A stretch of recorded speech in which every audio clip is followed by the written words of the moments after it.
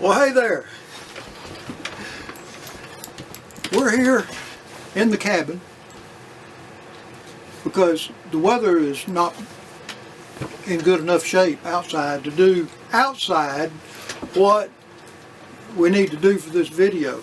And this video is in response to my stepson's inquiry about a certain little thing that I'm going to demonstrate, and how to whip a grip on a handle. One of my tomahawks. It's a great little tool. It chops wood. If you need to use it as a self-defense weapon, it's a great little tool for that. One of the things that I find in working with hand tools is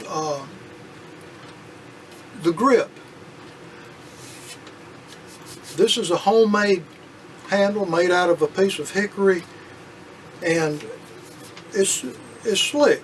But by putting that grip on there, I've got it doesn't slip. And this is number 36 tarred bank line on here. Now, another thing that you can do with the whipping, and this is something that I saw our friend Todd Walker demonstrate. A shock collar made out of cordage. You use that same whipping in order to apply it to the handle, and then you coat it with super glue. And this was the Gorilla Glue version of super glue. And what it does, my opinion anyway, is the cordage itself stiffens, if you will, makes stronger. The axe head here at the handle next to the axe head, and then the super glue on top, in my opinion, I've never heard this explained, but when you're splitting wood, a lot of times the rough edges will begin to work here.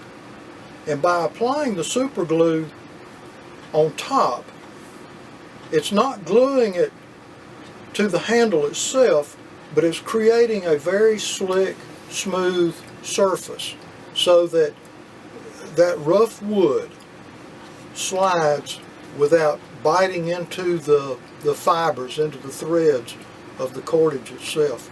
And what I'm going to do is I'm going to whip a grip on this Council Tool youth axe. And now, before I do that, I'll tell you a little something about the Council Tool youth axe. The Council Tool youth axe, I paid $35 for it, I think, at a hardware store. And it's a good little axe. I think it weighs about 2.5 pounds, the axe head. It's good steel, or as good as you can get for that kind of money. It's made here in the United States by Council Tool, and the only problem that I had with it was it came with an aluminum wedge. And when I started working with the axe, chopping with it, the axe head had a tendency to slip. And once I discovered that problem, I took the aluminum wedge out, and I can't remember if I made the wooden wedge or if I found one out there in a box or something. I drove that in, and then I used 2 metal wedges to secure the wedge in the handle head itself. And that's been working quite well ever since I did that. The axe head has not slipped in the least. Now we're up in the cabin, and you may hear Fester. Yeah, I hear him around here someplace. Fester likes to play an in and out game where he goes out and comes right back in thinking I'm going to give him some cat treats. Well, we're not going to do that while we're making this video. So let me get things resituated and set up, and I'll demonstrate how to do that. Now, if I was going to put something on here permanent, I'd be using either the number 36 or number 18 tarred bank line. But for visual purposes, I'm going to use something that is more easily seen, and this is a piece of paracord. You can use basically anything you like, any kind of cordage, but I find that the tarred bank line itself, because of the tar that's on it, it doesn't slip. Once you've tightened it down, it's there, and it's not going to come off on its own. Paracord and other types of cordage are by nature slick, and I begin with I simply make a loop and lay it down on top of the handle, and then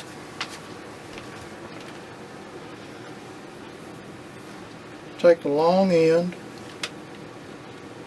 and begin wrapping. And getting that first one started sometimes can be a little of a trick, especially when you're working with something that's slippery. Let's try this.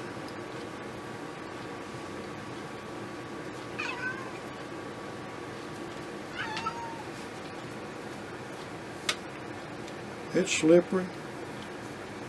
The wood is slippery, and my fingers are a little stiff from this thing called aging. And once you've started the wrapping, you want it snug, but you don't want to really crank down on it yet. Just be sure that it's snug, and then wrap.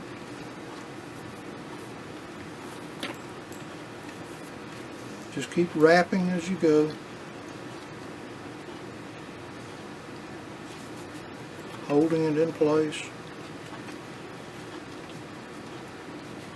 And by the way, things like this are really a lot easier to do and a lot quicker to do when you're not trying to demonstrate it and talk your way through it. But you just continue wrapping.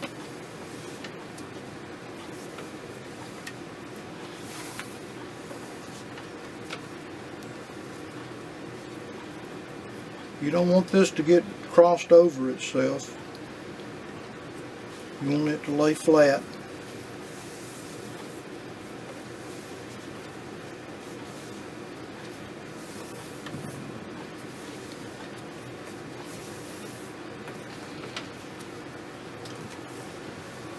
Bring it all the way down.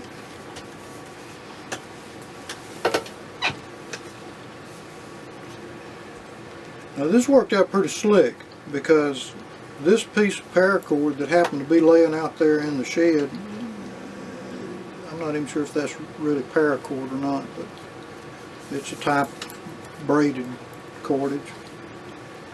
Once you've gotten all the way around. This one worked out good because the length of it just happened to be close to acceptable. You may have to experiment to get your lengths right. And then you've got this little loop sticking out here. Bring that end through that loop. And then here at this other end, you've got that tag in. And as you pull on this end, it will suck this up under, it'll pull it up under, and as you're pulling, it's tightening all of these loops that you've made. So we've got it up to here. How far do you go with it? You go with it as far as you want to, or as far as you can, because as this gets tight, it gets harder to pull, because it's binding down against itself.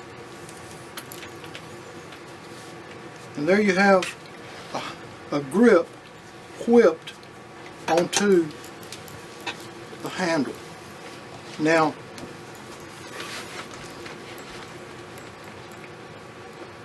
you can cut these off short and burn the ends of them to keep them from unfraying. And always leave this end sticking out a little way, so that if you need that piece of cordage in some type of emergency situation, whether it's to make a bow drill to start a fire, or your bootlaces bust and you need to make you a new set of bootlaces or whatever, always leave this tag end a little bit long so that you can grab that with a pair of pliers and then pull it back out, and then you've got access to that piece of cordage to use it for whatever purpose you might need to use it for. Is the little red light on in the... It's blinking. It's blinking? Well, then we're back. As long as the blinking light is working, we're back. So there you have it. That's just a simple little trick that you can use to whip a grip on a tool that would otherwise be slippery in your hand. Another thing that you can do with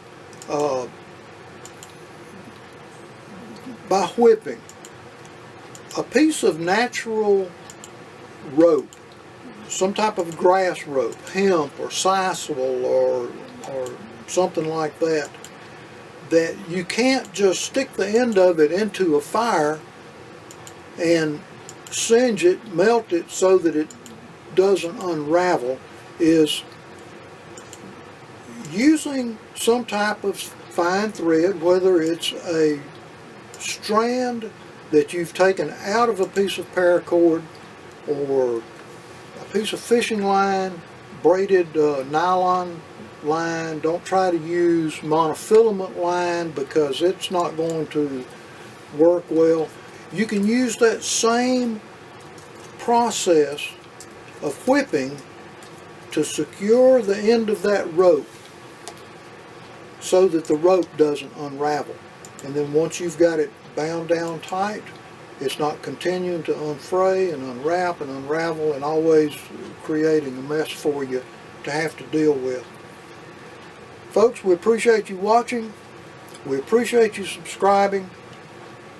And we'll see you on the next one.